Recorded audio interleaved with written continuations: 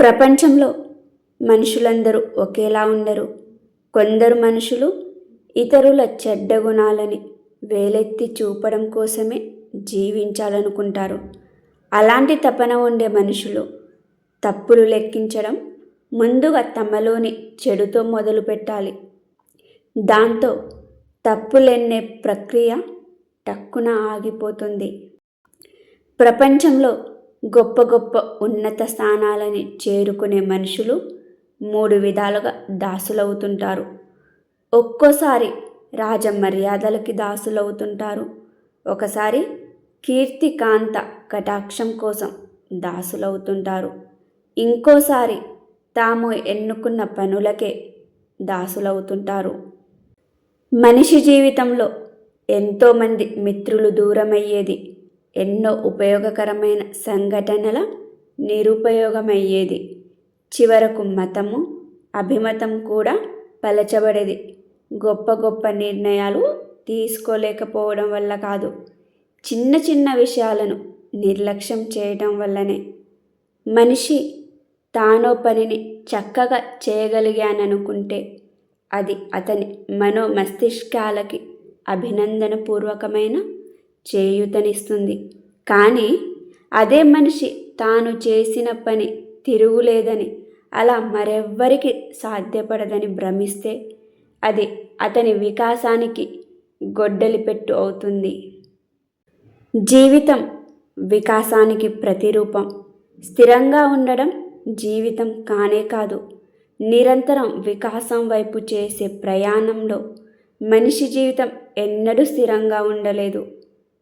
ప్రతి మనిషికి సృష్టికర్త 2 చెవులు, 2 కళ్ళతో పాటు ఒకే ఒక నాలుక ప్రసాదించాడు. 2 చెవులతో ఎక్కువగా వినాలని, 2 కళ్ళతో చక్కగా చూడాలని, ఒక నాలుకను ఉపయోగించి మనం సాధ్యమైనంత తక్కువగా మాట్లాడాలని. అజ్ఞానంలో పడి ఉండడం మనిషికి ఉండే అసాధారణమైన అధికారం కాదు. అయితే తన జ్ఞానాన్ని గుర్తించగలగడం అతని ప్రత్యేక అధికారం. ఈ ప్రపంచాన్ని పరిపాలించేది ఆలోచనలు కాదు, శక్తియుక్తులు. అయితే శక్తియుక్తులను సక్రమంగా ఉపయోగించుకునేది మాత్రం ఆలోచనలే. ప్రతి మనిషి తాను చేసే పని పట్ల గౌరవం కలిగి ఉండాలి.